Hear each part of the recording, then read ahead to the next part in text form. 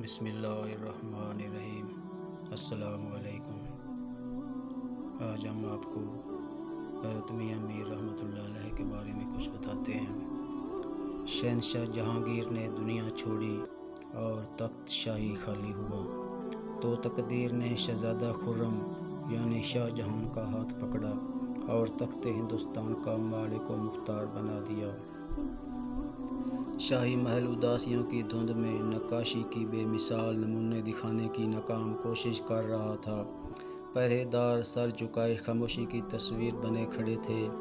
امیر امراء کبھی اندر جاتے تھے، کبھی باہر نکلتے تھے۔ ہندوستان بھر کے نامور طبیب محل میں جمع تھے۔ شہنشاہ شاہ جہان اپنے بڑے بیٹے دادا شکوہ کے سرہانے بیٹھا تھا۔ حضور فکر مند نہ ہوں، معمولی سا بخار ہے، اتر جائے گا۔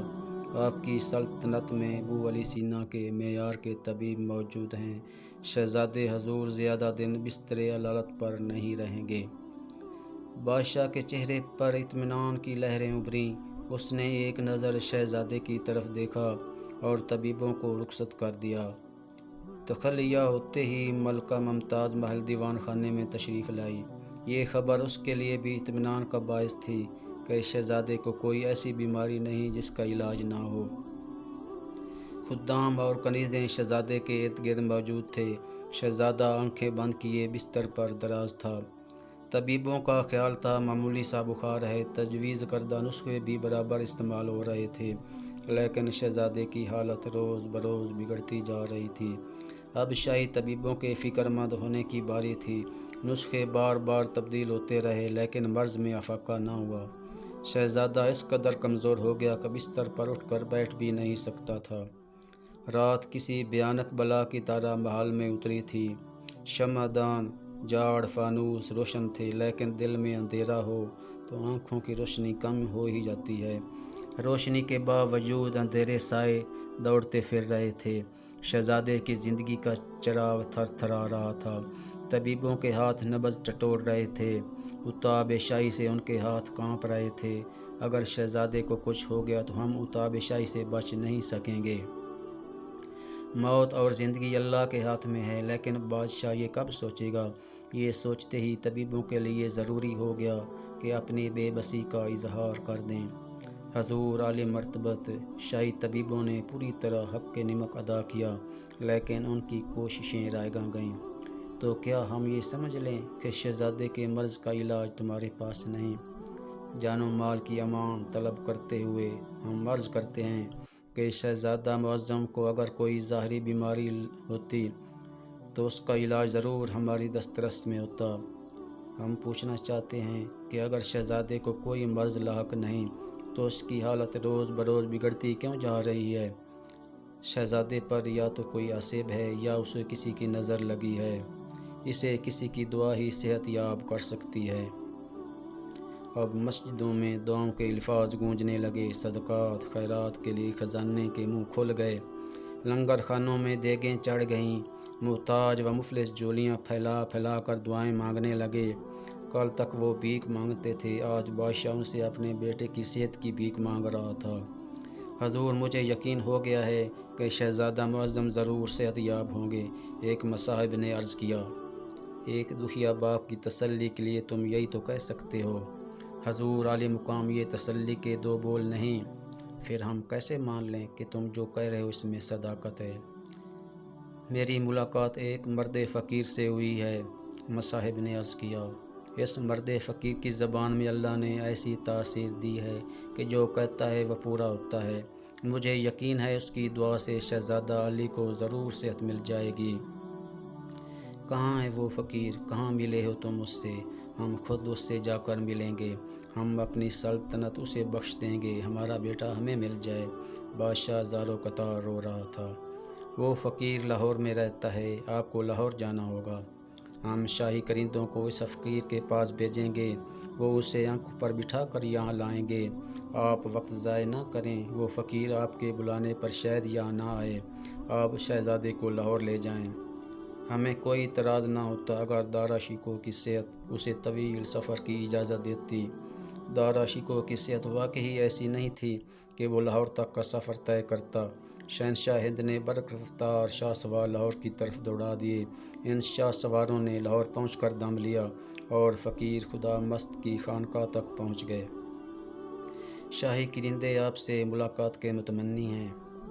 جب شاہوں کو فقیروں کی ضرورت پیش آنے لگے تو فقیروں کے حق میں اچھا نہیں ہوتا۔ کسی کی بیماری کی خبر لائے ہیں، آپ سے دعا کے طالب ہیں۔ ہم تو سب ہی کے لیے دعا کرتے ہیں، وہ خصوصی دعا کے طالب ہیں۔ فقیر کی نگاہ میں شاہ و گدا سب برابر ہیں۔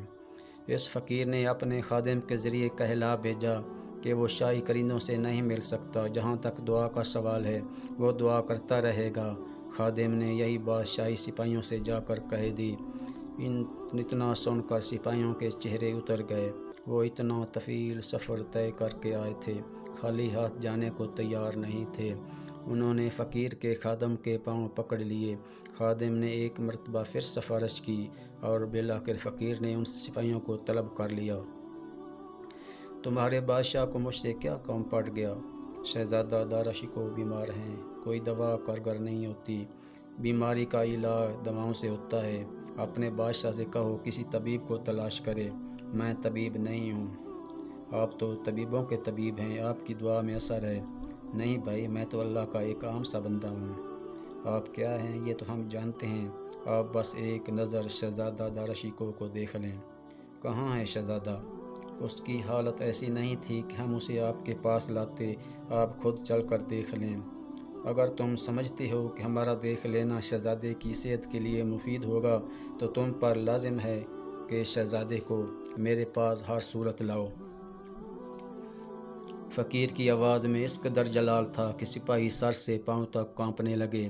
آپ سے اجازت طلب کی اور خانقاہ سے نکل گئے۔